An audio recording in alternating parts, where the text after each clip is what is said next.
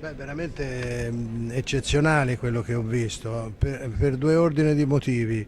Primo per quello che si è realizzato grazie alla legge che abbiamo voluto nella legislatura 2001-2006 per le bonifiche e anche per quello che abbiamo fatto con l'accordo che stipulammo allora con Montediso che metteva a disposizione 525 miliardi per realizzare opere che sono in corso di realizzazione.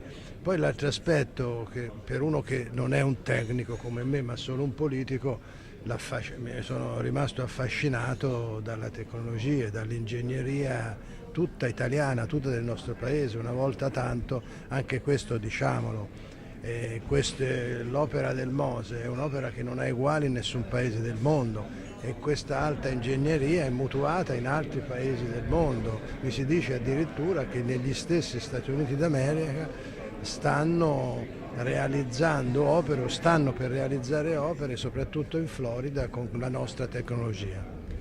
Il costo è stato individuato completamente di oltre 4.500 milioni di euro è già compreso le revisioni prezzi perché abbiamo fatto un accordo forfettario per 406 milioni di euro che praticamente questa cifra non può essere più ritoccata fino al 2014 quando l'opera sarà consegnata.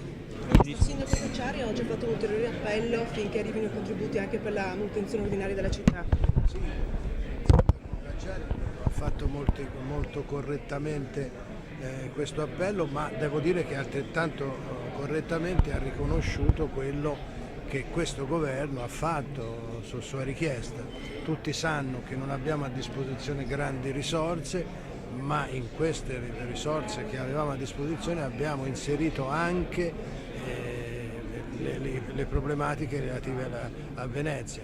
Noi sappiamo perfettamente che la realizzazione del Mose certamente salvaguarda Venezia per la stragrande maggioranza dei problemi che ha ad oggi, ma che Venezia per la sua caratteristica geografica ha bisogno di una manutenzione continua e quindi il governo ne terrà conto. Guardi, l'accordo è questo, quando saranno finite le opere, quando il commissario, dopo una fase di avviamento, quindi quando sarà constatato che tutto funziona, l'opera passa allo Stato e quindi lo Stato ha l'obbligo di trovare il modo di gestirla. Io vedo l'ora di arrivare al 2014 per poter consegnare il Mose, o comunque lo farà chi ci sarà allora al governo del Paese. Questo è importante. Naturalmente dobbiamo pensare anche agli altri problemi che ci sono, che riguardano il Veneto, riguardano Venezia, riguardano anche alcune infrastrutture ferroviarie e autostradali che ha bisogno